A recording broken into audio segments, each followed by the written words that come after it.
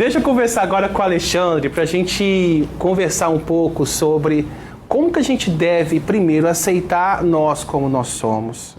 Por que esse desespero pelo corpo perfeito que não existe? E como ajudar alguém que esteja passando por uma situação dessa?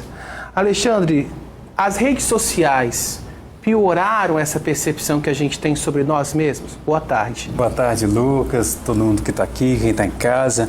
As redes sociais começaram a chamar a atenção nossa nos últimos anos para a questão da imagem, coisa que nós não tínhamos tanto quanto antes. E que nessa questão da imagem, a publicação de uma foto trabalhada, como você falou, por meio de filtros ou edições, isso fez com que nós nos olhássemos muito mais pela imagem do que por quem nós somos. Então isso começou a fazer comparações, nós começamos a ver uma imagem que nós queríamos ter, porque nós não somos. Então, Lucas, é importante que as redes sociais demonstraram que entre o meu eu e a imagem que eu olho tem um descompasso. Não tem o que? Uma associação, não andam juntos. Então tem o que? O descontentamento, a insatisfação. Então tem todas as relações em que você começa a ver o que em você? Defeito. Então toda vez que tem uma distorção de imagem, você começa a ver um defeito, né? E se isso começa a se tornar algo obsessivo, um pensamento que você quer muito lidar com aquela parte do seu corpo que você não gosta, mesmo que para os outros aquilo ali não faça tanta diferença, e às vezes mesmo fazendo procedimentos, dietas, etc., você ainda continua tendo essa relação ruim com o seu corpo, muito evidenciado da comparação que nós temos com o outro nas redes sociais. Aí entramos no caso de uma patologia, porque você só é imperfeito na comparação, Lucas. Porque você só começa a se sentir imperfeito, insatisfeito na comparação. Alexandre, eu queria que você comentasse um pouco sobre isso. A solução seria largar a rede social? Seria usar menos? Quando é que é um hobby e passa a ser um vício? Começa a ser um vício quando você tem uma certa dependência daquilo ali. A vida se torna mais virtual do que real. Então é como se a rede social ela fosse muito mais a minha vida real do que, né, a minha vida de fato de contato com pessoas, a vida em que eu vivo no cotidiano.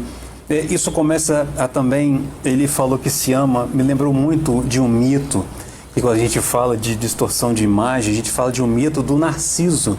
Né? Muitas pessoas falam em narcisismo, fulano é narcísica, etc., no senso comum mesmo, né? Porque o Narciso, pessoal, para quem não sabe, é um mito. E o Narciso, ele se achava, Lucas, insuportavelmente belo. É claro que o espelho é algo recente em nossa civilização, mas antes o Narciso, ele nunca tinha visto a própria imagem dele, e ele olha a imagem dele no reflexo do lago, acha tão bonito que ele vai em direção à imagem dele e acaba morrendo afogado. Sim. Então a imagem, dependendo da forma como você lida com ela, ela pode te afogar, trazer uma ansiedade, um mal-estar, então isso é importante. Doutora, já aconteceu alguma situação de você receber um paciente e ele te pedir alguma coisa e você falou, olha, não tem como, não precisa, é inaceitável isso? Acontece isso no consultório? Muito, muito. Como é isso? Muitas vezes o paciente ele busca na cirurgia a solução para um problema dele. Ele está passando por algum problema, ele acha que se ele operar ele vai alcançar o que ele quer. É separação, é um processo de perda, só que a cirurgia não vai resolver aquele problema. Então muitas vezes eu falo com o paciente, pega o seu dinheiro, vai viajar, esparece, depois você volta e a gente conversa. Naquele momento não é o que ele está precisando. Ou então você faz o seguinte, passa para o psicólogo, uma situação até vai fazer terapia, né, Alexandre? Porque isso pode ser resolvido dessa forma.